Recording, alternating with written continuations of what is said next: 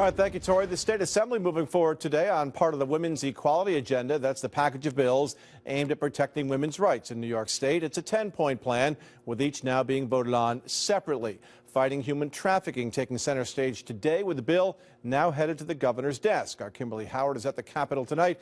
And Kimberly, one hurdle cleared today, but there is at least one issue that could still prove difficult to pass. That's right, Greg. It's a pro-choice measure that would ensure that women are protected under New York state law when it comes to late-term abortions. Now, so far, the Republican-controlled Senate has failed to pass this measure for 2 years, but they have passed every other part of the agenda.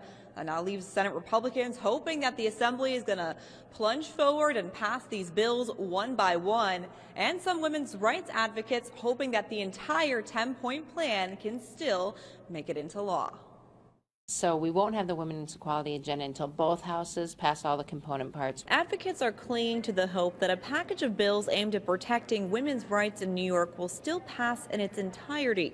The Women's Equality Agenda includes proposed laws to address things like equal pay, harassment issues, domestic violence, and the point of contention, protecting late-term abortions under New York state law. I would not entertain it. I would vote no. The bill has failed to pass in the now Republican-controlled Senate 2 years in a row. Democrats and the Assembly say it's time to reevaluate. There was an election of new members, and particularly amongst the women's caucus, and we just had a general discussion, and this was the direction in which the women in the conference and the rest of the conference wanted to go.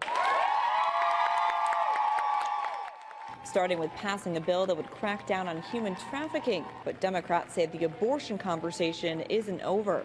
At the right time, we will engage in that conversation with the Senate, but I do believe that, you know, the choice issue is one that is overwhelmingly supported in this House, in this conference, and we will look to pass that as well. Some women's rights organizations sure hope so, because they say it's a matter of the states complying with federal law. It doesn't change the legality. It doesn't change who can perform abortions. It doesn't change how you can access abortion services. It just makes our law much more streamlined and understandable.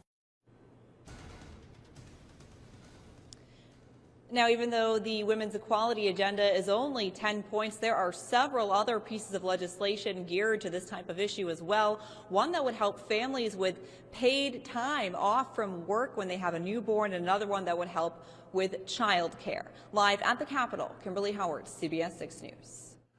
Thank you, Kimberly. Also happening right